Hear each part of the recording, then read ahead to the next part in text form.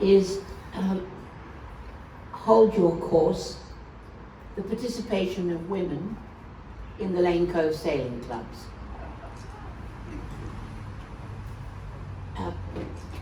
Hold your course is a call made in sailing tactics, and there's a story behind it, but unfortunately there's no time today to relate it. I may not look it now, but I am a sailor, and I have raced and cruised on the Lane Cove River for quite some time. In 1981, when I was recovering from a bad car accident, my husband asked me what I would like for my birthday. A boat, I replied. Ha ha, he said, after the Rolls Royce. No, I'm serious. We always talked of sailing because the harbour is so special, but although you can crew with friends, I have never learned to sail. The car accident has made me feel I want to do these things now when I can. So we went to the club at the bottom of the street in Longueville, the Lane Cove 12-foot skiff club.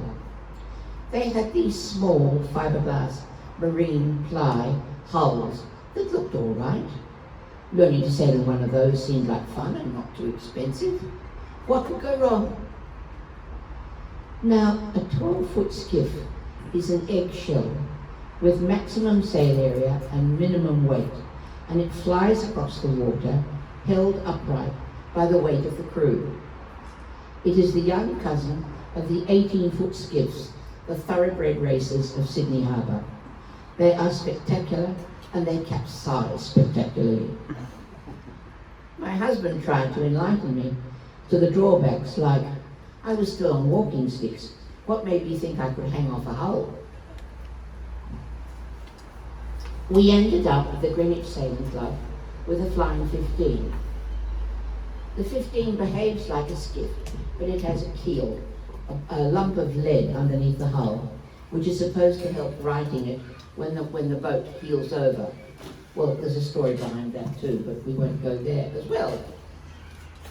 Sailing is seen as an expensive and exclusive sport, and it is if you want to own and skipper a large keelboat. But anyone can learn to sail in skiffs at a reasonable cost with the small clubs or crew on large boats. I proposed researching the history of the Lane Cove River clubs, and there was a surprising number of them. The Lane Cove 12-foot skiff club was the first and officially formed in 1918, but almost certainly active a decade or so earlier than that. The second was the Greenwich Flying Squadron under Rosalie Lucas, who wrote the history of that after 75 years, is very familiar with that and the reasons for the breakaway. That was formed at the bottom of Bay Street, across Woodford Bay, in 1924. And the third was the Greenwich Sailing Club, which began life as the 16-foot skiff club in 1938, before moving round the corner to the bottom of the Greenwich Peninsula. There's a fourth club, the Hunters Hill Sailing Club, but after 10 years it moved round the corner into the Hunters Hill region, and it's financed by the Hunters Hill Council.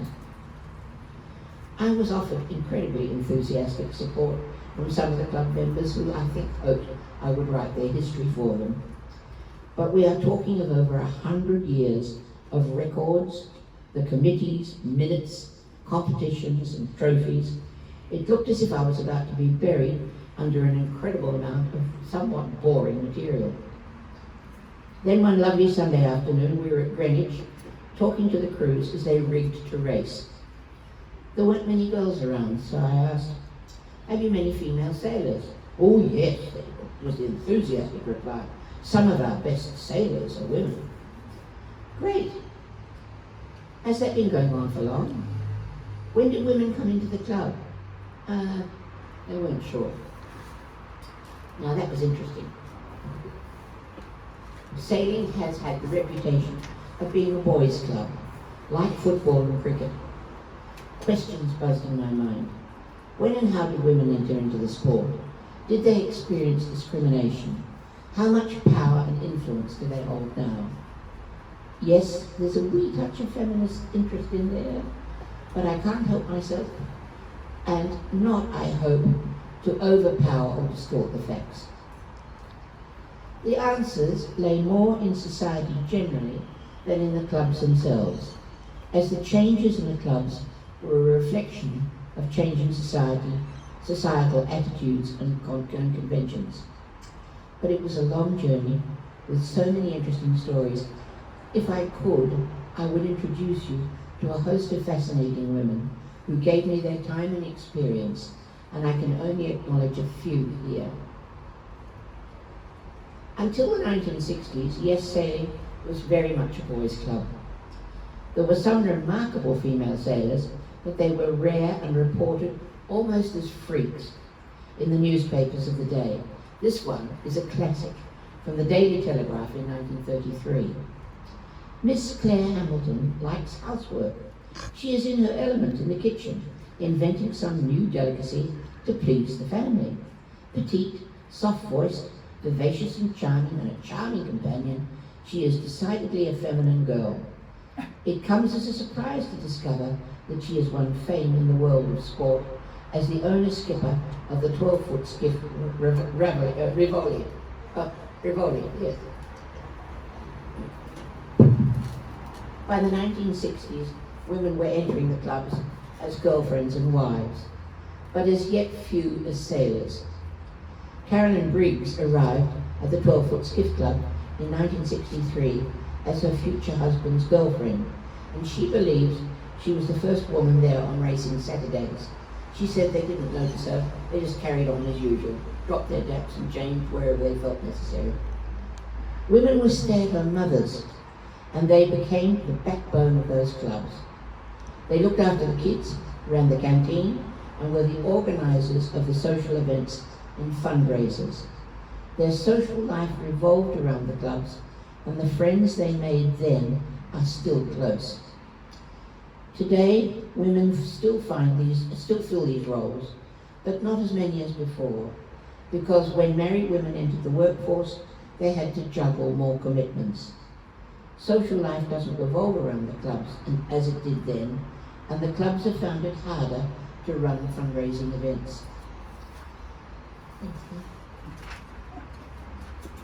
Training schemes also began in the 1960s. And when sailing dads brought their sons to learn, they also brought their daughters. At the 12-foot skiff club, the winning family were, and still are, the organisers of sail training, and Tock winning was considered before his time in encouraging girls. One of these girls was Adrian Hallen, the only female champion 12-foot skiff sailor in 100 years of the 12-foot skiff club.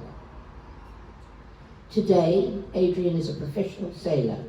She's also a maritime lawyer, but she's quite clear that her profession is sailing, as a navigator meteorologist on the international racing yachts. I was careful to check how many Sydney to Hobart races she had been on, and still she corrected me by one after she read my final copy. She has been on 28 Hobarts. There aren't too many men who've done that either. There are fewer opportunities to learn to sail at a mature age. I interviewed two marvellous women who were encouraged to learn to sail by their husbands, neither of whom shared their enthusiasm.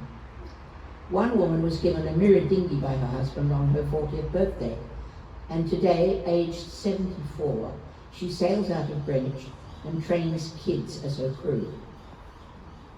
Another explained that the appeal of sailing for her She had been a nurse and a lawyer, but now has a particularly stressful job in a medically supervised injecting room in King's Cross. Out in the wind on the water in her laser, she finds the concentration required to keep the dinghy performing well takes her mind off everything. Tock-winning son, Jack, now runs the sailing training at the 12-foot skiff club with Karen Goynich. Karen, before her marriage, was Karen Davis, and like Adrian Hallen, has graduated to harbour racing in the 18-foot skips. The two of them have been skippers on those racehorses.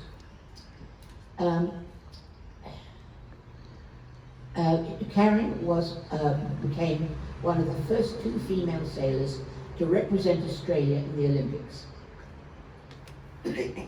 Since then, Karen has become involved in sailing administration. She was the first female on the board of the Royal Sydney Yacht Squadron, and when she pointed this out to the other directors, they said, "Well, you're here now," as if gender imbalance in the sailing no longer existed.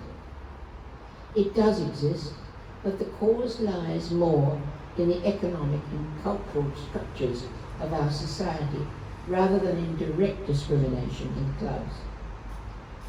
The following have been given as some of the reasons. There's plenty of research around about this, but these are some of the ones that interested me. Not as many women have the disposable income to own or skipper their own yachts.